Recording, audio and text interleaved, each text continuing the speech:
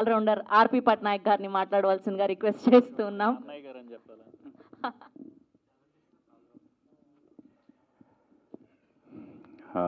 అందరికీ నమస్కారం.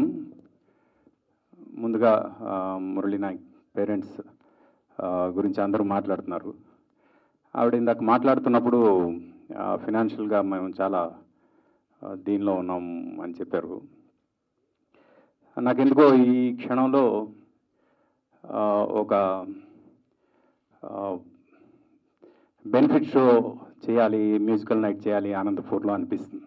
మీకోసం ఒక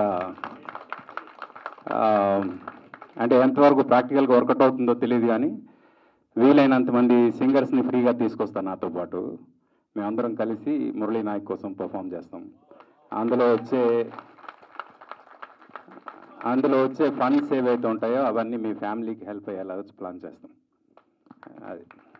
అది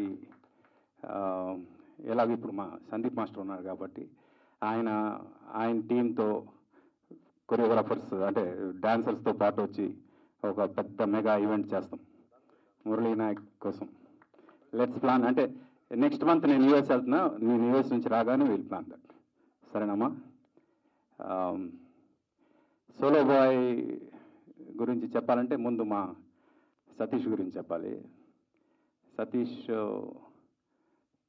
తను అసిస్టెంట్ డైరెక్టర్గా ఉన్నప్పటి నుంచి నాకు పరిచయం. చాలామందికి తెలియదు తను డైరెక్షన్ డిపార్ట్మెంట్ మనిషిని. అందుకు తనకి సినిమా అంటే పిచ్చి.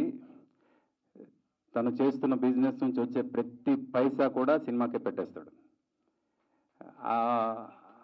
తర్వాత మళ్ళీ డబ్బులు అవసరం అయితే మళ్ళీ ఆ డబ్బుల కోసం మళ్ళీ సినిమా కోసమే డబ్బుల గురించి ప్రయత్నం చేస్తాడు.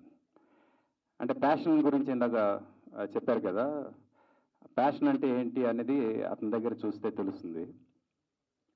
ఈరోజు ఈ సినిమా ఇక్కడి వరకు వచ్చింది, ఈ స్థాయిలో ఇంతమంది బ్లెస్ చేయడానికి వచ్చారు అంటే కేవలం సతీష్కి ఉన్న ప్యాషన్, అలాగే మా గౌతమ్కి ఉన్న డెడికేషన్.